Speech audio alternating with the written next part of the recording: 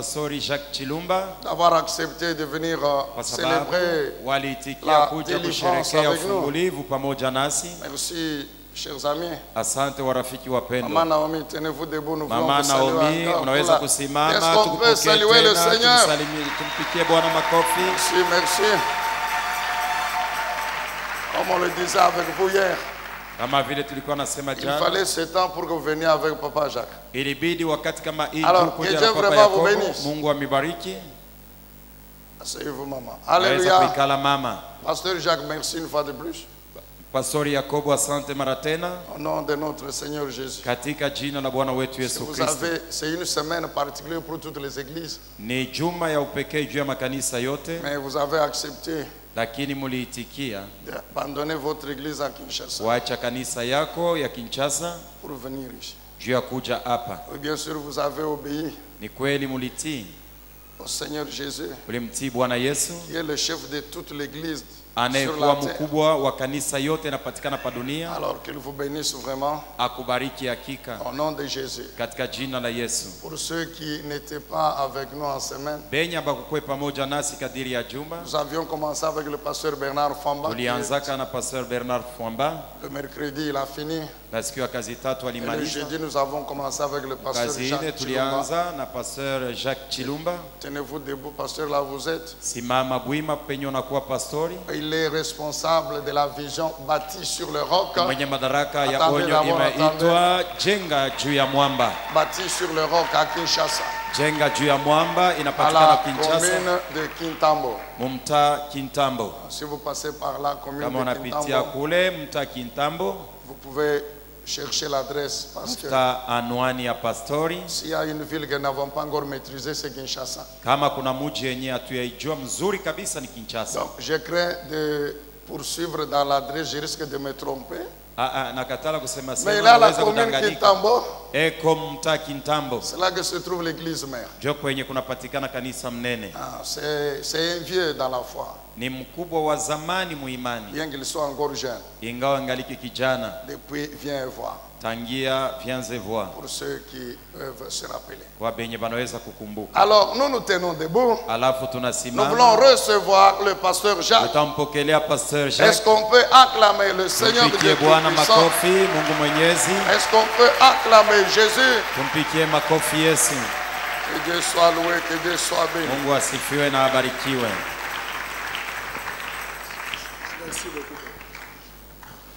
Alléluia. Amina. Je vous prie de vous asseoir. Na miomba muikae. Alléluia. Amina. Que Dieu vous bénisse tous ce matin. Mungu amibariki nini yote asubuhi ya leo. Je suis vraiment dans la joie Hakika niko katika furaha de partager avec vous la parole du Seigneur. ya kugawanya pamoja nani neno la Bwana. Alléluia. Amina. Surtout en ce moment particulier Zaidi kwa wakati hii ya upekee de la célébration de la Pâque. ya kusherekea Pasaka. Amen. Amina. Je voudrais aussi profiter Napenda tena nifaidikie de tout mon cœur, na moyo wangu wote remercier Papa Zacharie et Maman kupigia Monique asante Baba Zakaria na Mama Monique pour leur hospitalité et leur kwa gentillesse. sababu Que Dieu vous bénisse ya roho abondamment. ya kupokelea nayo watu na moyo wema. Mungu amebariki. Je voudrais aussi remercier la grande communauté, Napenda tena kupikia asante kanisa yote kubwa, la nouvelle cité de David. City mpya ya Daudi. Que Dieu vous bénisse pour votre accueil. Mungu amebariki kwa Je vous kupokelea aime kwenu. beaucoup Na mipenda sana parce que vous avez une manière particulière de recevoir la kwa parole. sababu muna namna ya upekee ya Et kupokea j'admire neno. beaucoup votre façon de prier après avoir écouté la parole. Nafurahi sana kuona namna yenu ya kuomba Que Dieu kisha vous kupokea bénisse neno. abondamment. Mungu amebariki kwa Je me utele. rappelle d'Abakouk qui disait, Nakumbuka Habakuki alikuwa je me anasema, tiens à mon poste, niko pafazi yangu, j'écoute ce que l'Éternel va me nasikia dire kenye Mungu et ataniambia ce que je répliquerai na dans ma kenye prière. nitajibu ndani ya Et maombi. après la parole, votre manière de Kisha prier neno namna yenu ya m'a beaucoup kuomba motivé et j'ai béni Dieu pour cela. ili nisisimua sana. Que Dieu na vous bénisse, nibariki vous êtes un Mungu. peuple particulier Mungu amebariki, mko watu et wa un peuple upekee béni. na watu wenye kubarikiwa. Amen. Amina. Je remercie aussi les seigneurs pour tous les bien-aimés, que ce soit les pasteurs, les membres de ma famille, mes proches qui sont venus m'assister pendant ces programmes. Que Dieu vous bénisse abondamment. Ça fait toujours du bien quand on rend le ministère de voir quelques membres de famille et aussi des amis vous accompagner. Que Dieu vous bénisse. Je rends grâce à Dieu de tout mon cœur pour une personne particulière, Maman Naomi, que j'appelle ma colombe et ma gloire, la femme de ma jeunesse, la mère de mes enfants. Elle a rendu cette mission particulière parce que souvent je voyage seul. Mais cette fois-ci, c'était vraiment particulier qu'elle soit à mes côtés. Nous avons 23 ans de mariage révolu. Et au mois de novembre, nous aurons 24 ans de mariage. Et je bénis Dieu pour son soutien et son accompagnement. C'est quelqu'un qui me soutient beaucoup. C'est une servante de Dieu. Elle adore aussi le Seigneur. Elle n'a pas eu le temps de chanter. Peut-être prochainement, il aura l'occasion d'adorer Dieu avec vous. Vraiment, ma colombe et ma gloire, je t'aime beaucoup. Tu es mon rayon de soleil. Que Dieu te bénisse. Amen. Peut-être tu te dis, pasteur, la gloire ce n'est plus Dieu, c'est sa femme. Je vous renvoie dans 1 Corinthiens. La Bible dit la femme c'est la gloire de l'homme. Et elle est ma colombe et ma gloire. Que Dieu te bénisse. Amen. Alors je voudrais partager avec vous la pensée de ce matin. Je ne saurais pas revenir sur ce que nous avons dit pendant 2 jours. Mais je veux juste ajouter ce que nous devons dire aujourd'hui. Nous avons dit la délivrance de l'Éternel s'opère par la mort et par la résurrection. Et nous avons dit nous devons mourir quant à la chair et marcher en nouveauté de vie et vivre par l'esprit.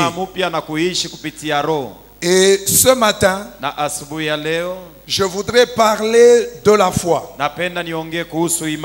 Mon thème de ce matin, c'est ta foi te sauvera. On ne peut pas avoir un nouveau départ. On ne peut pas vivre la victoire. On ne peut pas vivre la délivrance si nous n'avons pas la foi.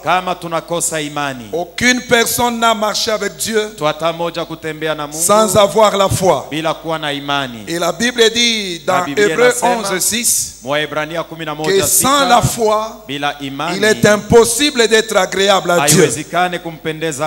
Nous devons avoir la foi.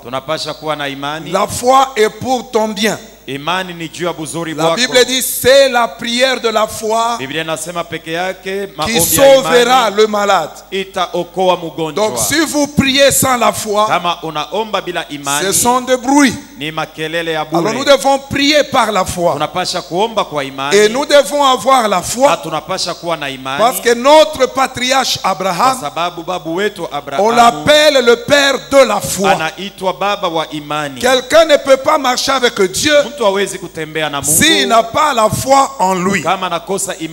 Alors mes bien-aimés dans le Seigneur, comme je l'ai dit ce matin, mon thème c'est ta foi te sauvera. Dis à ton voisin, ta foi te sauvera. Alors je voudrais définir la foi ou définir mon sujet. La foi, avant de définir la foi, je voudrais d'abord définir le verbe sauver. Ce verbe sauver vient du latin qui dit salvar. Tamko kuokolewa inatoka kwa Latino inasema salvare. Qui veut dire être délivré de quelque chose. Ni kusema kufunguliwa toka kitu fulani. Donc quand on parle d'être sauvé, wakati banasemea kuokolewa, bibliquement, mukibiblia, c'est être délivré du péché principalement. Ni kufunguliwa tokea zambi. Être délivré de la maladie. Funguliwa kwa magonjwa. Être délivré de la souffrance. Funguliwa toka être délivré de ses problèmes. Funguliwa toka magumu. Alors mes bien-aimés comprenons que ta foi te donnera la grande délivrance de l'Éternel. Si tu veux avoir la délivrance, parce que sans délivrance il ne peut pas y avoir un nouveau départ. Pour commencer un nouveau départ, il faut d'abord être délivré. C'est pourquoi mes bien-aimés dans le Seigneur, nous avons besoin de la foi. Parce que sans la foi, on ne peut pas être délivré. Et nous en tant que chrétiens, nous sommes délivrés principalement du péché. Et puis nous sommes délivrés d'autres choses. De la maladie, de la souffrance, des difficultés et des problèmes. Maintenant la foi c'est quoi? Parce que c'est par la foi que nous sommes délivrés du péché. C'est par la foi que nous sommes délivrés de nos problèmes, de nos difficultés. Alors la foi c'est quoi? La Bible déclare, je vais lire quand même ce texte. Prenons Hébreux 11. Je lis le premier verset. Et puis je lirai le verset 4, le verset 5. La Bible déclare, or la foi est une ferme assurance de choses qu'on espère, une démonstration de celles qu'on ne voit pas. Le verset 4, c'est par la foi qu'Abel offrit à Dieu un sacrifice plus excellent que celui de Caïn.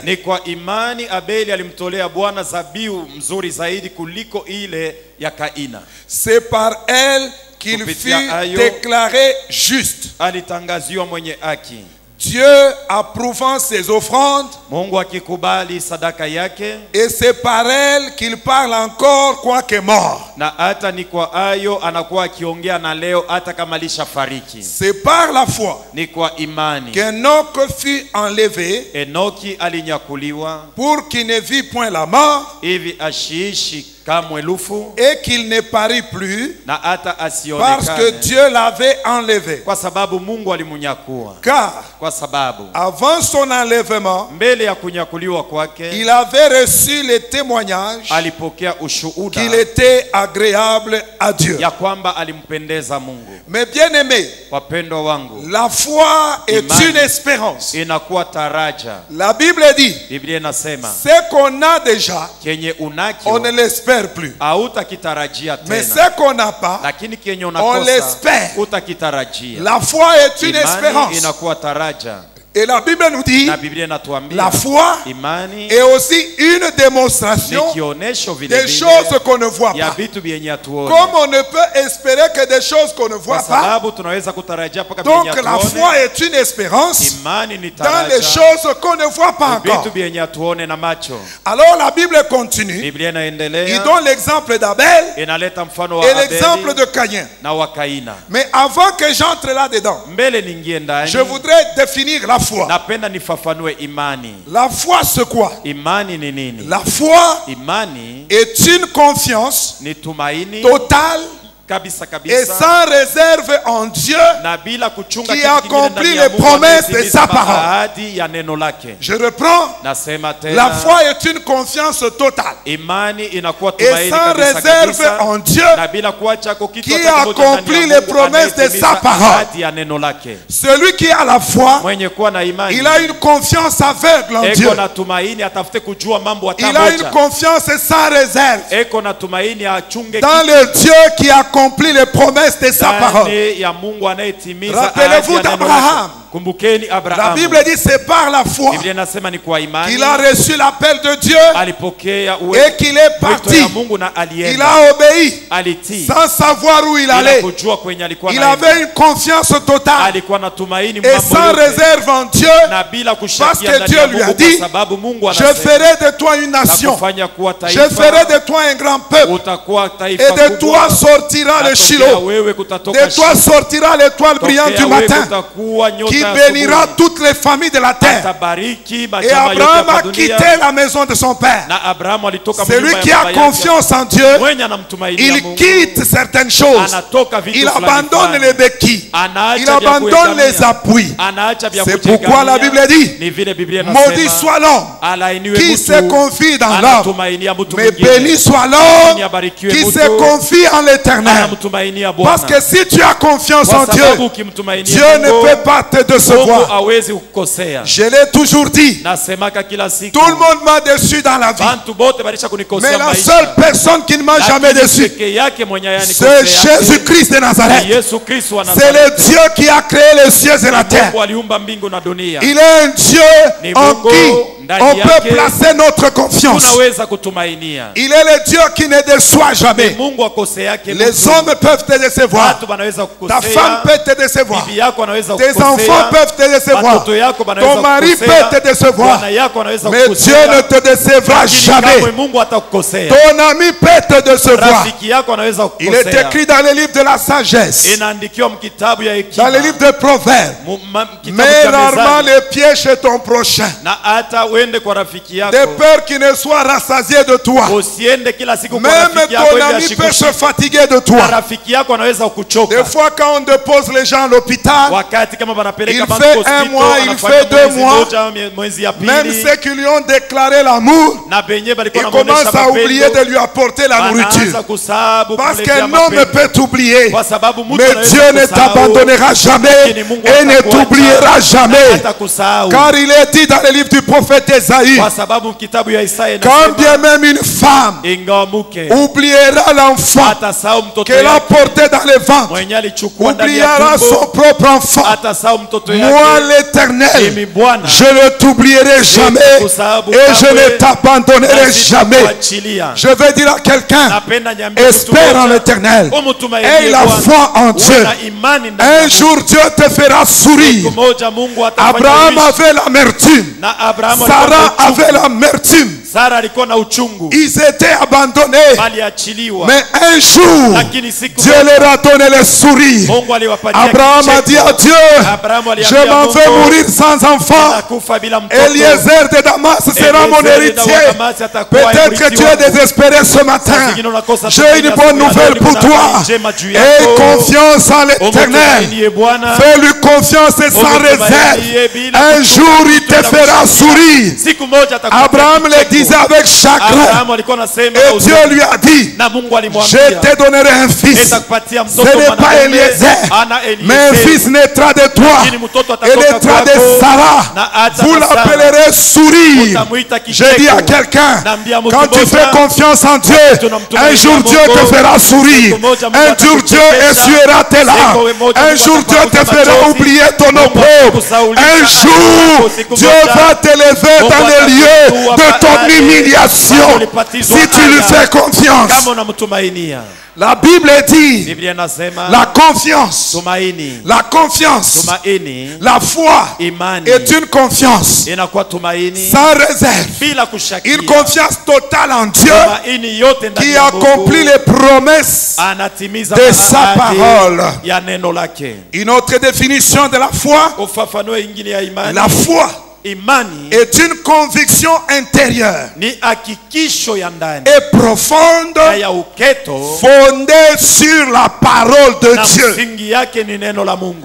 Ah, la parole de Dieu est puissante. Et la Bible dit, c'est lui qui fonde sa foi sur la parole de Dieu. J'ai toujours donné cet exemple à Kinshasa. Vous savez, beaucoup de gens aiment aller en Europe. Alors quand l'un de ses compères vient de l'Europe, alors quand il arrive, il lui dit, j'ai commencé les démarches pour toi. Ne dis à personne, mais d'ici une année tu vas partir. C'est un homme qui lui a dit ça. Il peut mourir dans l'avion. Il peut arriver là-bas même, il oublie. Il peut arriver là-bas, il a des difficultés. Mais dès qu'on lui dit ça, lui aussi il va voir quelqu'un. Comme on dit à Kinshasa, pire Nangai. Il va voir quelqu'un qui est son ami. Wangu Aparo. Je te dis ça. Ne dis à personne. Mais dans une année, je vais vous laisser.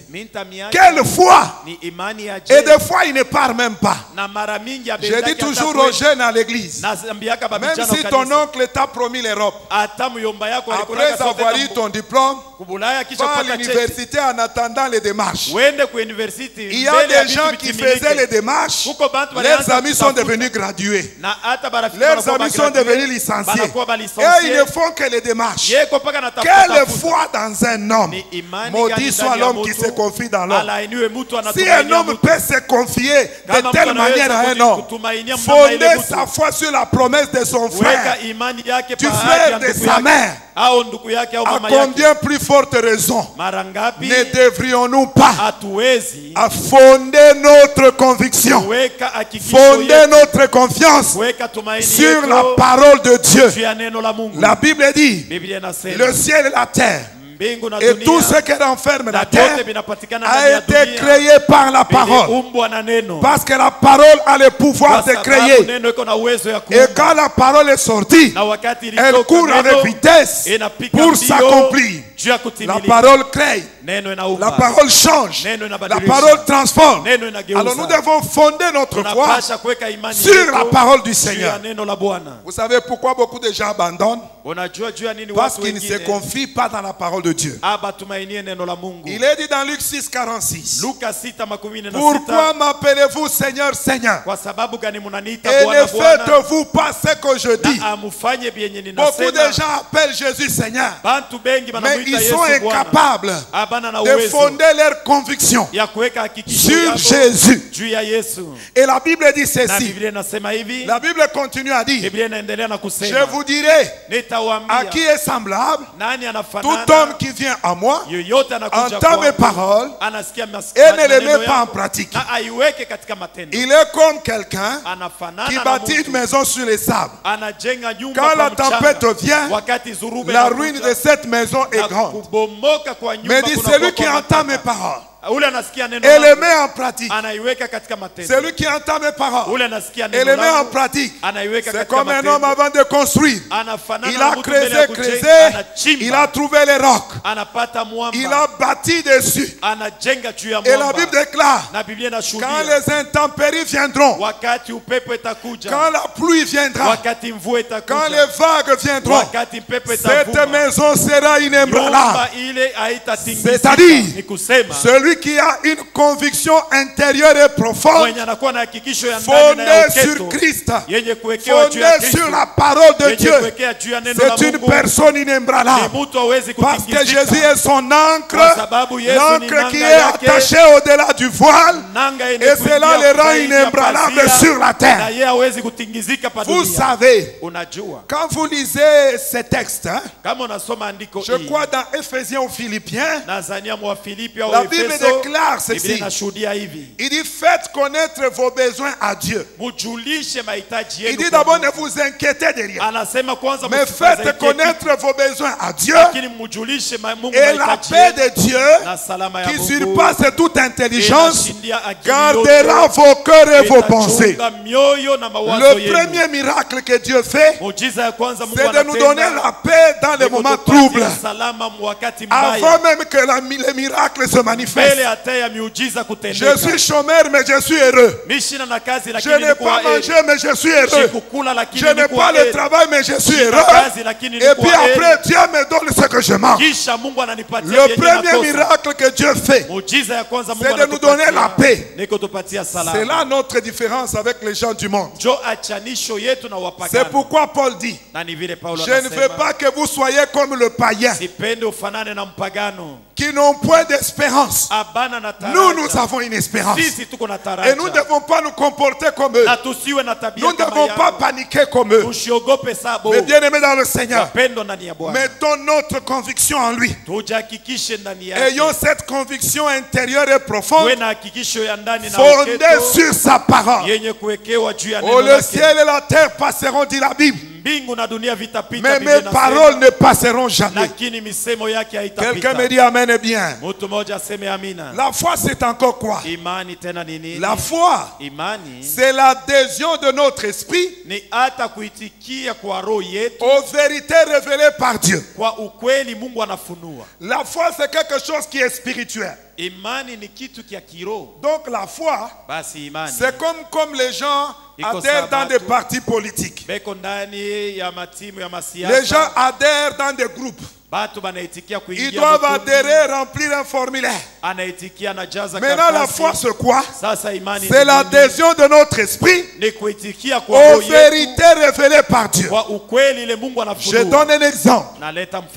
Dieu dit, si tu crois, tu seras guéri. Il faut que tu arrives à faire adhérer ton esprit à cette vérité. Que ton esprit accepte. Que ton esprit prenne l'engagement de croire dans la guérison. Alléluia. Si Dieu dit, il prend de la poussière, il fait asseoir avec les grands. C'est une vérité révélée par Dieu. Mais ton esprit doit adhérer à ça.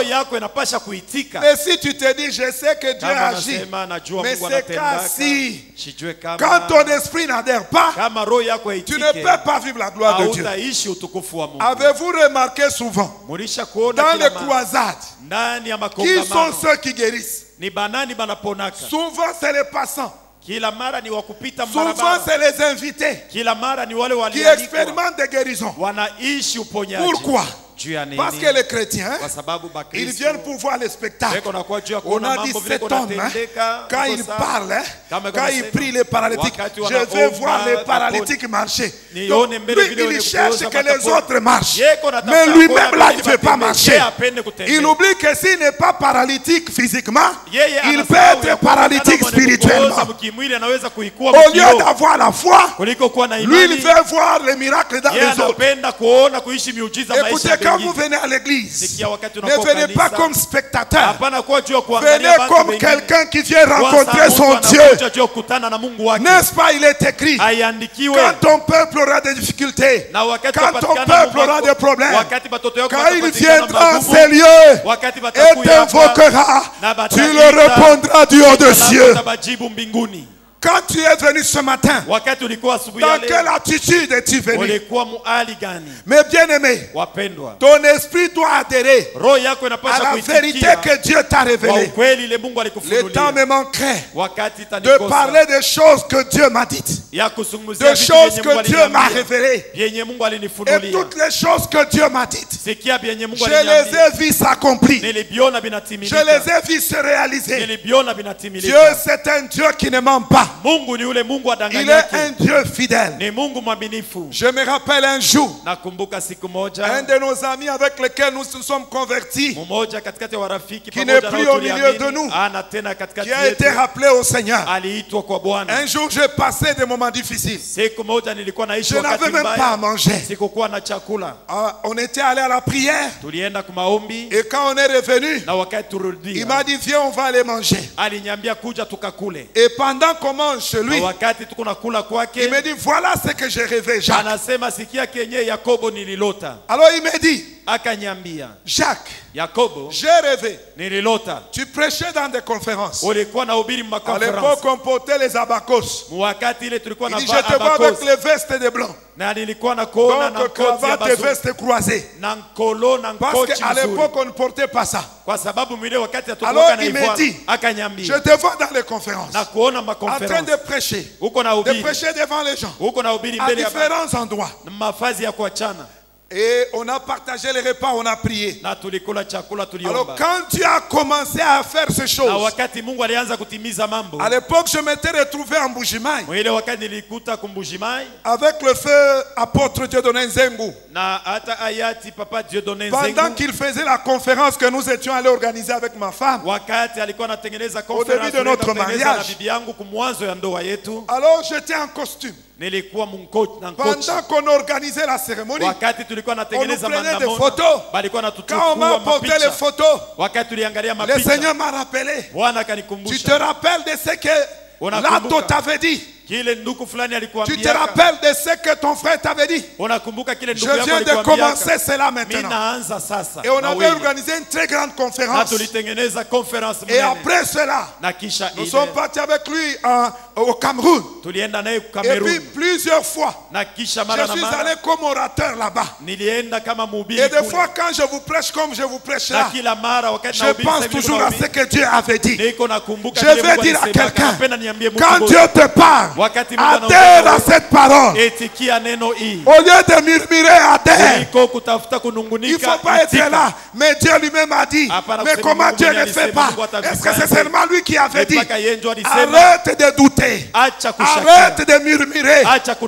Crois dans ce que Dieu a dit. Que ton esprit l'accepte.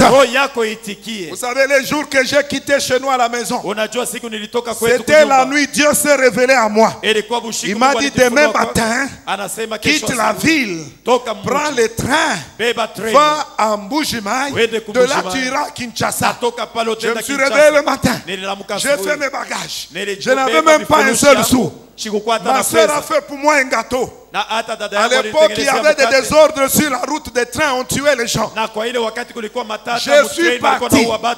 Quand les gens entraient dans les trains pour tuer certaines personnes, j'étais assis là, on ne me voyait pas. Je suis arrivé en Mbuji-Mayi. De là, je suis allé à Kinshasa. Toutes les paroles que Dieu m'a dites, je les ai vues se réaliser. Je vous dis la vérité.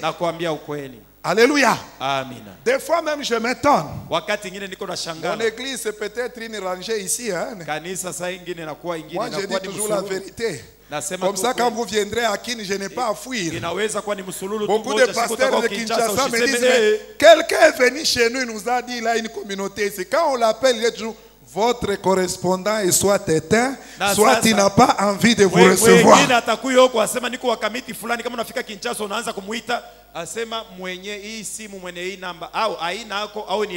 Toutes les choses que Dieu m'a dites, je les ai vues se réaliser. Alors je peux te rassurer, quand Dieu te donne une révélation, adhère à cette révélation, que ton esprit l'accepte. Même si les gens ne te comprennent pas, comme disait le feu Papa Albert, quand tu as une vision, ne t'étonne pas que les gens te combattent. Leur problème c'est qu'ils ne sont pas dans la vision que toi tu as vue. Ils n'ont pas vu ce que tu as vu. Ils n'ont pas entendu ce que tu as entendu. Aussi quelqu'un a entendu qu'il adhère à ce que Dieu lui a dit. Et Dieu qui est fidèle réalisera et matérialisera ce qu'il t'a dit. Alléluia. Amen. Ça, c'est la définition de la foi. Vous pouvez ajouter d'autres définitions. Mais je voudrais aussi dire quelque chose. C'est que la foi n'est pas. Et à travers ce que la foi n'est pas, si tu te retrouves dedans, donc ce sont des signes de manque de la foi. Donc tu n'as pas la foi si ces choses se retrouvent en vous, en toi. Écoutez-moi frères et sœurs, la peur ce n'est pas la foi. C'est un signe de manque de la foi. Rappelez-vous de Pierre. Jésus vient sur les eaux. Il crie tous un fantôme. Jésus dit c'est moi. Pierre dit Seigneur, si c'est toi, dis une parole et je vais venir vers toi. Jésus lui dit viens. Quand Jésus a dit viens, les eaux sont devenues un pavement. Les eaux sont devenues solides. Il a mis le pied. C'est comme s'il marchait sur les carreaux. Il commençait à avancer vers Jésus. Écoutez frère, c'est pourquoi la Bible dit la foi est une ferme assurance. C'est-à-dire quand tu as la foi aujourd'hui, demain tu as encore besoin de la foi. Le soir tu as encore besoin de la foi. Et si tu crois le matin, quand il y a des problèmes le soir, tu abandonnes. Là ça devient compliqué. Il marchait vers Jésus. La Bible dit la tempête s'est levée sur la mer. Quand il a vu la tempête, la Bible dit il a eu peur et il a commencé à s'enfoncer. La peur va t'enfoncer. La peur va te rétrograder. La peur va te faire stagner.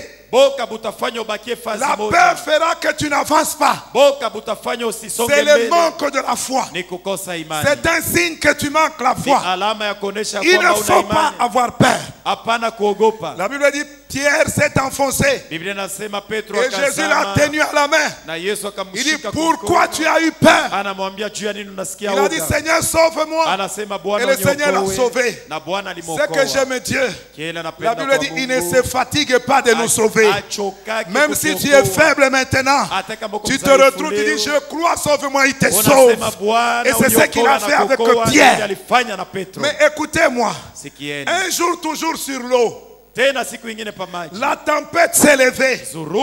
Et quand tu as eu la tempête, les disciples commençaient à crier Seigneur lève-toi. Ne vois-tu pas que nous périssons? Beaucoup de gens aiment se lamenter. J'ai toujours dit aux gens, la prière ce n'est pas une lamentation. Ce n'est pas l'information en langue nationale, non. Comme chez nous on dit information en lingala facile, non. Il y a des gens quand ils viennent vers Dieu, Seigneur, tu vois comme je suis là, je suis le deuxième de notre famille, tu crois que Dieu ne le sait pas? Tous mes frères ont le travail, moi je n'ai pas pourquoi. Oh Seigneur, regarde, on se moque de moi. Dieu voit tout, Dieu sait tout. Il a dit à Moïse, je vis la souffrance de mon peuple. J'ai vu l'oppression que lui fait subir les Égyptiens. Je suis descendu pour les délivrer. Ne viens pas pour donner des informations à Dieu, mais viens pour croire en Dieu. Viens pour le supplier. Viens pour lui dire je n'ai que toi et je sais que tu vas t'élever dans ma situation. Alléluia. Seigneur, ne vois-tu pas que nous périssons? Aussi Dieu est avec nous, pourquoi tout ça? Ne te lamente pas, mais crois et déclare ta foi. Et la Bible dit ne vois-tu pas que nous périssons, Seigneur? Et quand le Seigneur s'est levé, il leur a dit gens de peu de foi, pourquoi avez-vous peur? Et la Bible déclare il y avait la tempête et Jésus s'est levé, il a menacé la tempête. La tempête s'est calmée. Je viens dire à quelqu'un, tu peux compter sur Jésus parce que c'est l'homme qui marche sur les eaux, c'est l'homme qui calme la tempête, c'est l'homme qui guérit la maladie, c'est l'homme qui délivre du péché. Tu peux compter sur lui, tu peux croire en lui. Il va arrêter les tempêtes de ta vie. Alléluia. Alléluia. Ah, il y a un cantique qu'on chantait. Au plein milieu de nos tempêtes, Jésus, tu es là, au cœur de nos vies. Et c'est toi qui nous fais vivre. Tu es là, au cœur de nos vies, bien vivant, ô Jésus-Christ, au plein milieu de nos tempêtes, Jésus, tu es Tu es là. Confesse qu'il est là. Il est là ce matin. Si tu lui fais confiance, il te fera vivre. Il te fera expérimenter la puissance de la résurrection. Oh Jésus, tu es là. De nos vies, bien vivants,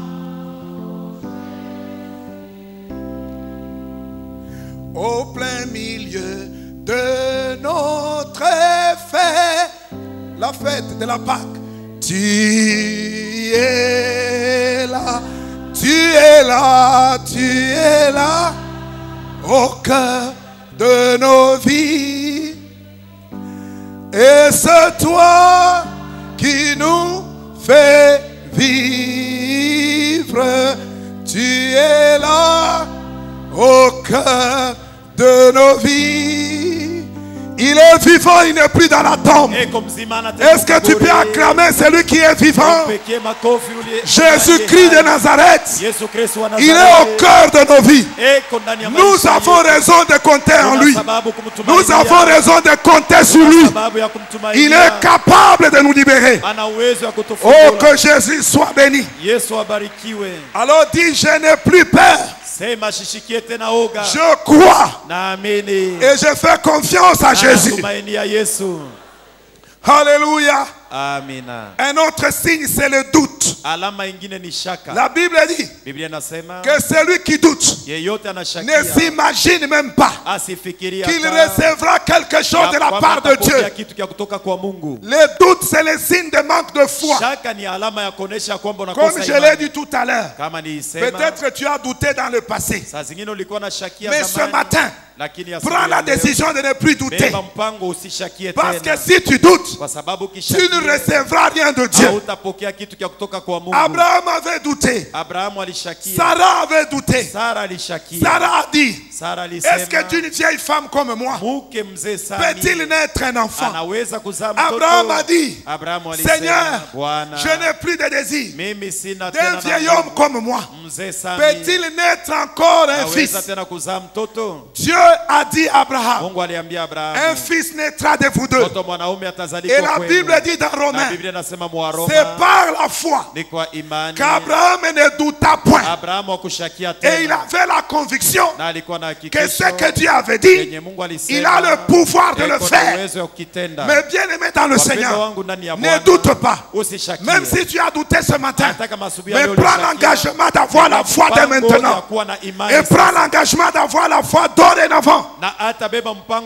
Dieu va oublier, parce que lui ne se fatigue pas de pardonner. Il va oublier que tu as douté à 5 heures. Si tu crois à l'instant, Dieu te fera du bien.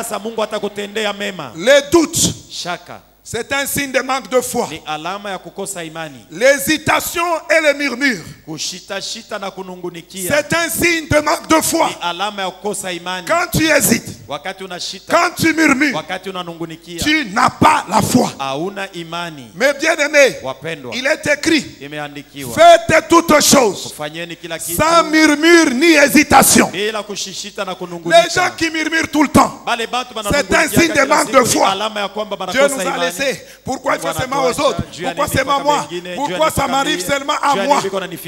Ça t'arrive à toi parce que tu es à l'école du Seigneur. Dieu prépare ton cœur, il te brise. Avant d'être gouverneur de l'Égypte, il faut d'abord entrer en prison. Il faut qu'on dise des faussetés sur toi. Il faut que tu passes. Joseph pouvait dire, pourquoi seulement moi? Mes frères m'ont vendu. Pourquoi seulement moi? La femme de Potiphar. Pourquoi seulement moi? Je suis en prison. Pourquoi seulement moi?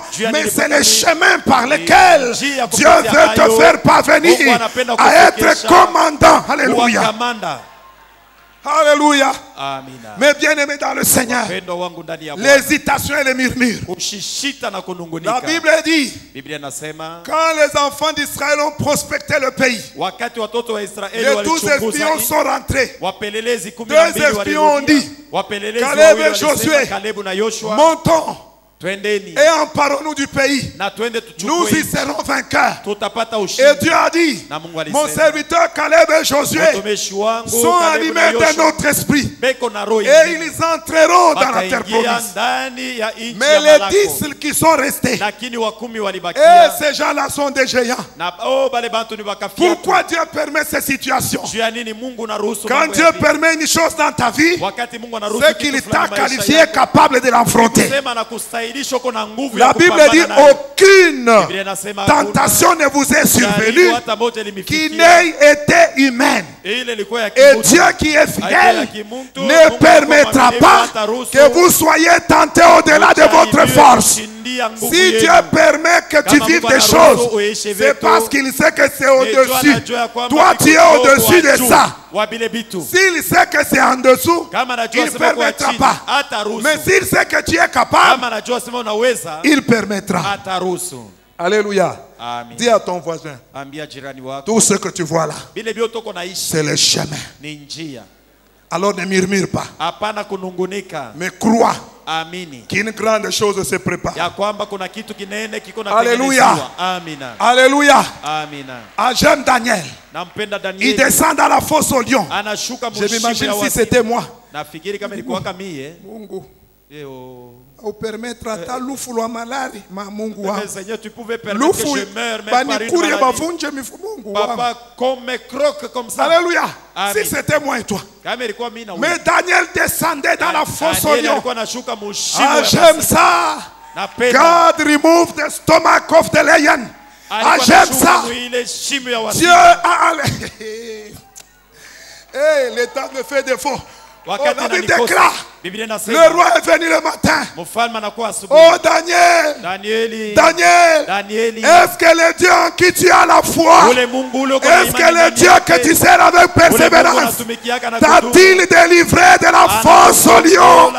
Et Daniel a dit, oh roi, nani ateza kuvivre mubansimba tunendaka muzoko na shimamia tuluambari aupende kuacha batoto. Mais Daniel est entré dedans. Il est sorti vivant. C'était une forme de résurrection. Oh, je viens dire à quelqu'un, arrête de murmurer. Dis à ton voisin, arrête de murmurer. Arrête de murmurer. Alléluia. La peur. Les enfants d'Israël ont dit, nous sommes à leurs yeux comme des sauterelles. Pourquoi l'Éternel nous a mis dans ces combats avec un poids lourd de fils d'Anak? Nous sommes comme des sauterelles. Oh, Gédéon a dit, avec quoi délivrerai-je Israël? L'ange de l'Éternel lui a dit, mets la chair, mets le pain sur l'autel. Il a tendu le bois. Et la fumée est montée. Et Gédéon a délivré Israël par la puissance de Dieu. La Bible dit. La Bible dit encore. L'inquiétude. La Bible dit, par vos inquiétudes, vous n'allez rien ajouter. Et la Bible déclare l'inquiétude est la carie des os. Les médecins disent, plus tu te fais des soucis, ton corps produit de l'acide et l'acide va brûler l'estomac. Et tu vas souffrir de la gastrite. Mais bien aimé dans le Seigneur, ne vous inquiétez de rien, dit Jésus. Le lendemain aura soin de lui-même. Ne vous inquiétez pas, c'est un signe de manque de foi.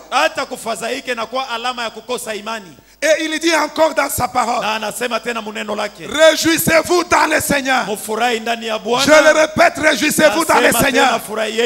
Ne vous inquiétez de rien. Ne vous inquiétez pas pour votre mariage. Ne vous inquiétez pas pour votre travail. Ne vous inquiétez pas pour vos enfants. Rien, ça veut dire rien. Ne vous inquiétez de rien. Mais la Bible dit, faites connaître vos besoins à Dieu par des prières. La foi, la prière de la foi agit et change les choses. Ce que n'est pas la foi La foi n'est pas une pensée positive. Une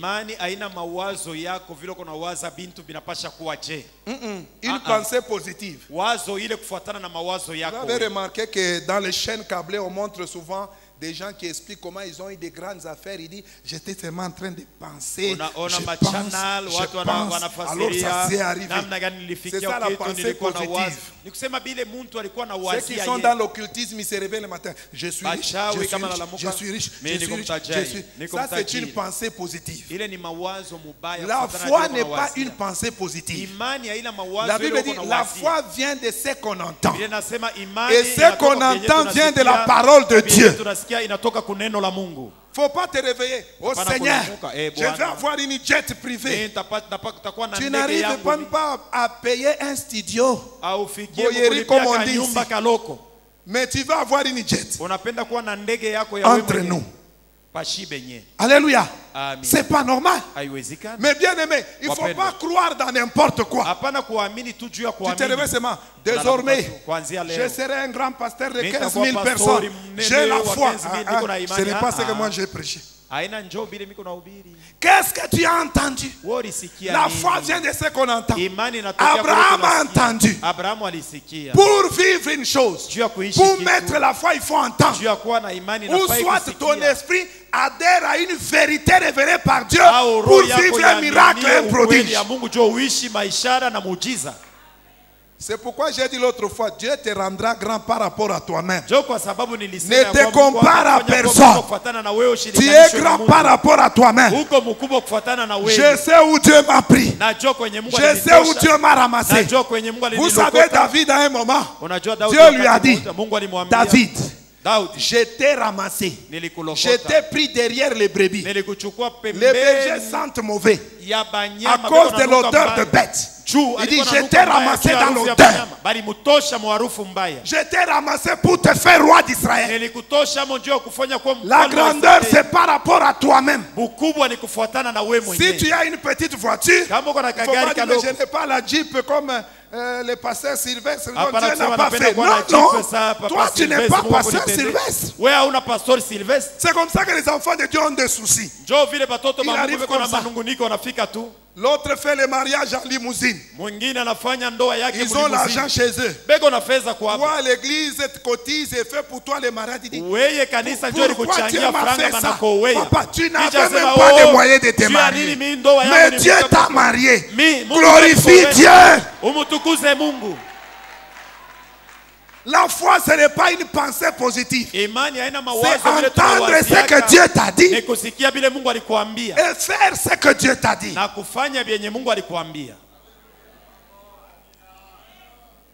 Ce que j'ai fait là, Dieu me l'a dit. Je comprends que votre église est bénie. Les gens m'ont demandé comment tu as fait pour arriver là. Je dis, je n'ai rien fait. C'est parce que c'est des choses que Dieu a préparées d'avance. Et maintenant il les a concrétisées. Moi je n'ai rien. Je n'ai rien fait. C'est d'ailleurs la première fois que papa m'entend prêcher. Mais Dieu qui avait préparé ça, et il l'a révélé.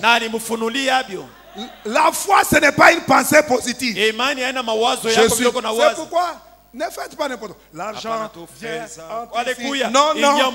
La Bible dit, tu seras béni dans ton travail. La bénédiction est sur la tête de celui qui va. Va travailler et la bénédiction va accompagner ton travail. Il faut étudier. Quand tu vas terminer, Dieu va provoquer le miracle. Tu trouveras le travail.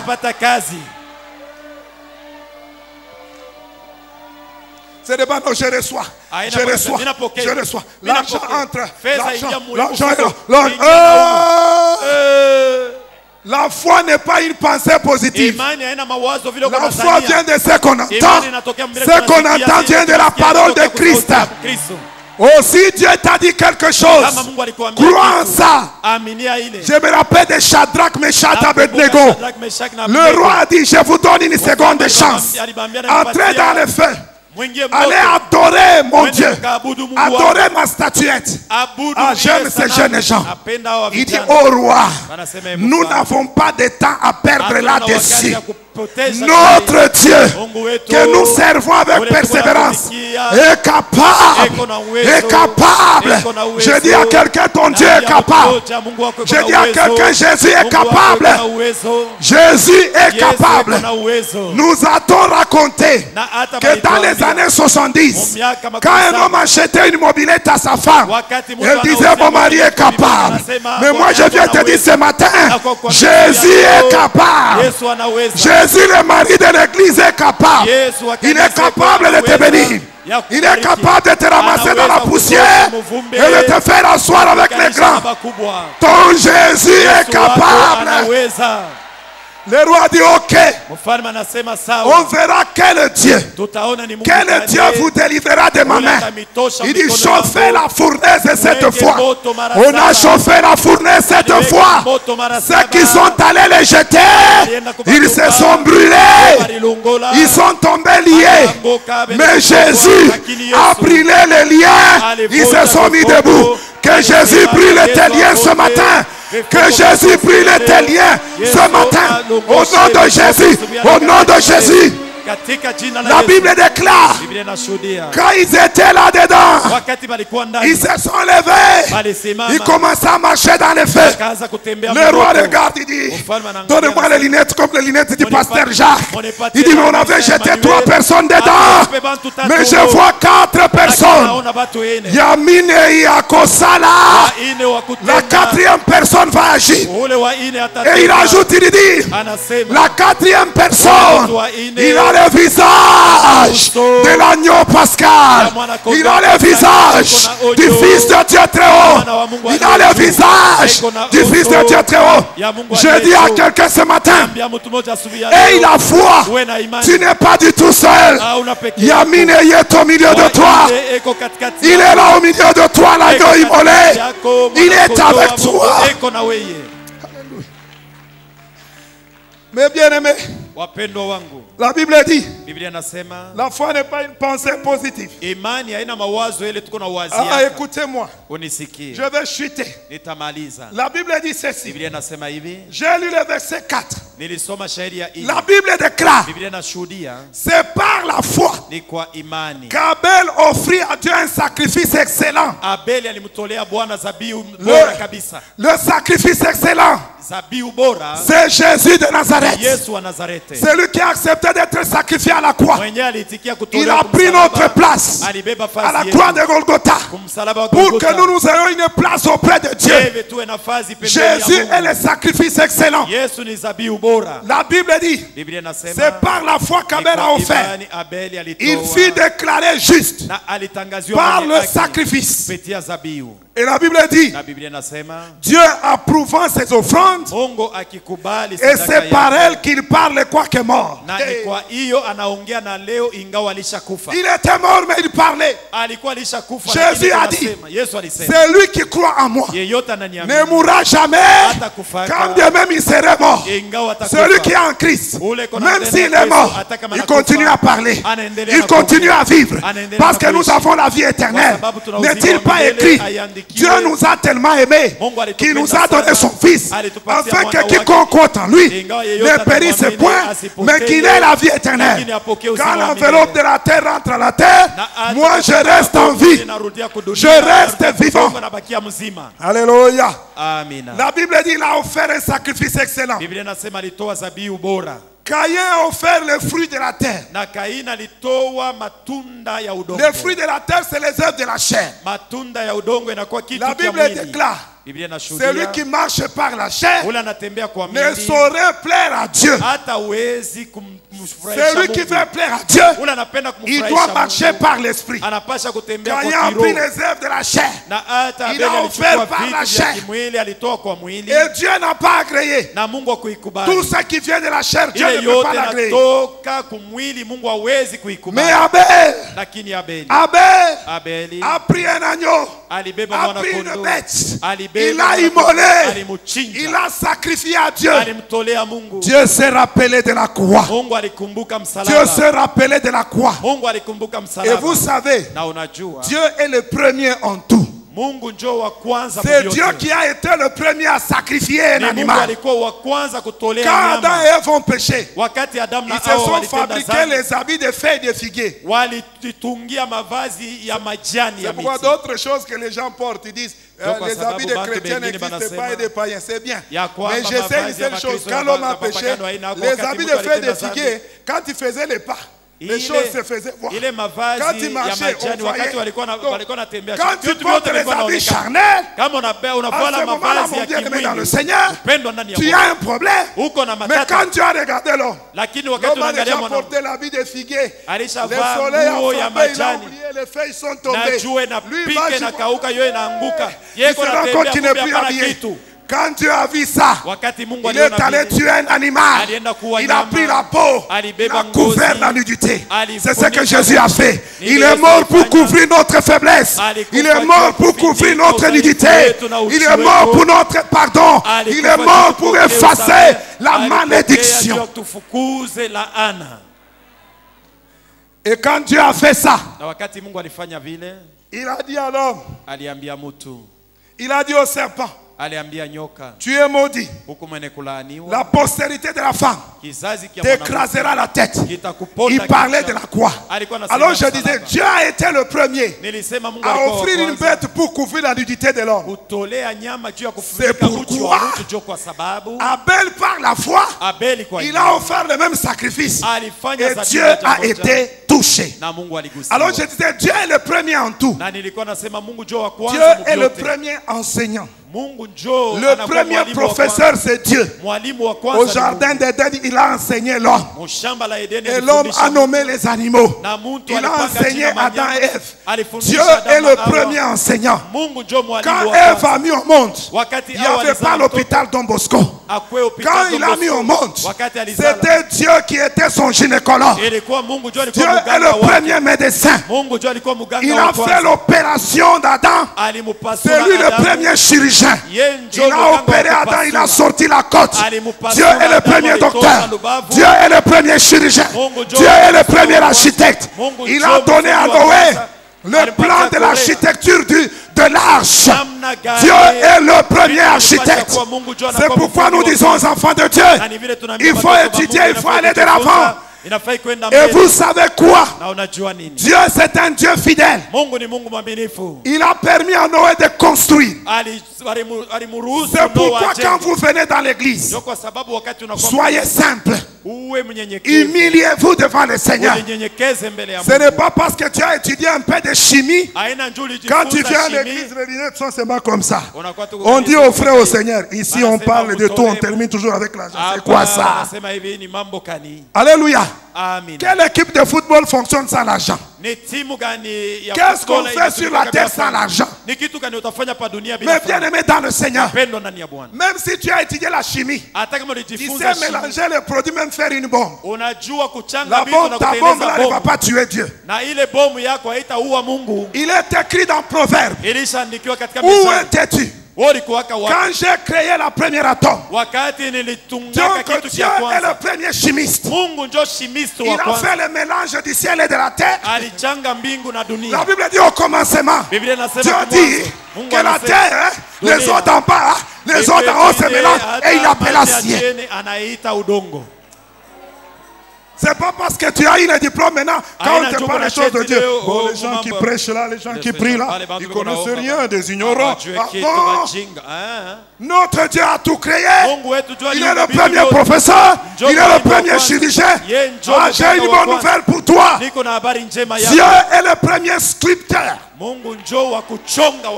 Sculpteur. C'est ça. C'est lui qui fabrique les statuettes là. Le premier sculpteur.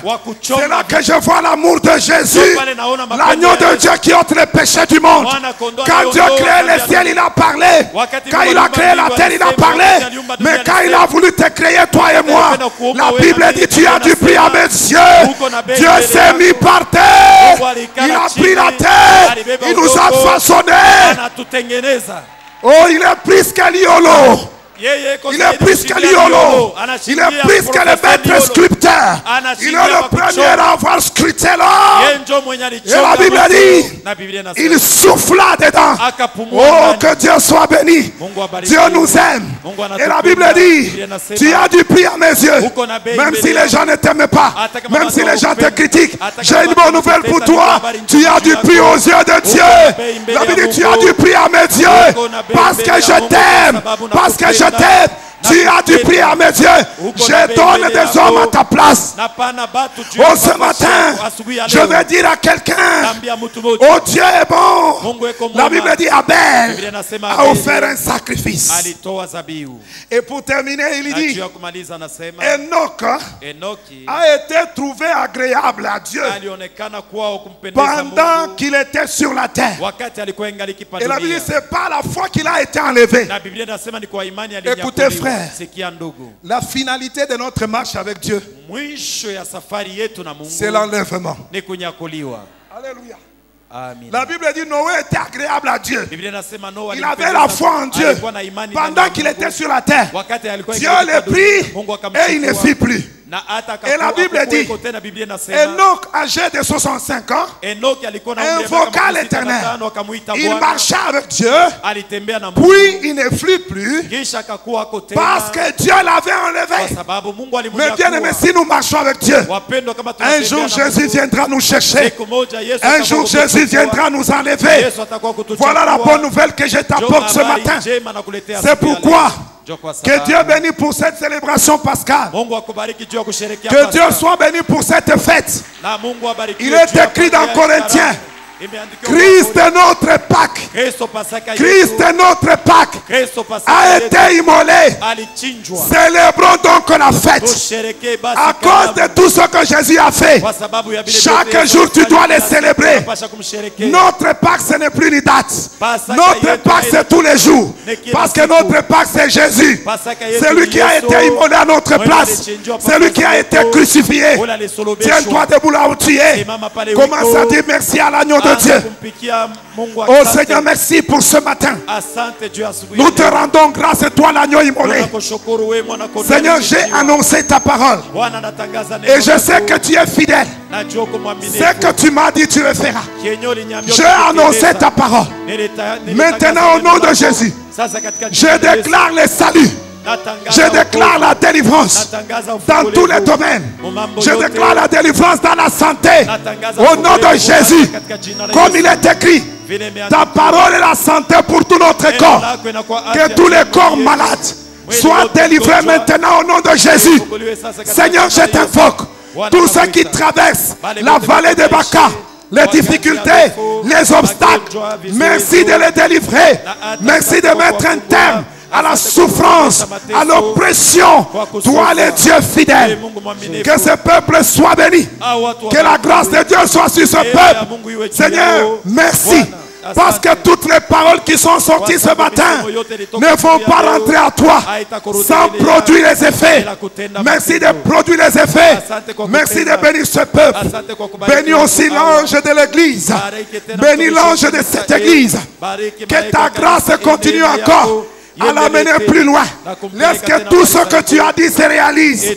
Laisse que tout ce qu'il a entendu s'accomplisse. Merci notre Dieu. Au nom de Jésus, comme il est écrit, la parole qui est sortie de toi ne peut pas rentrer sans produire les effets. Ce matin, je déclare qu'ils ont tous la foi. Qu'ils ont tous la foi. Qu'ils vivront ta main. Qu'ils ont tous la foi. Au nom de Jésus.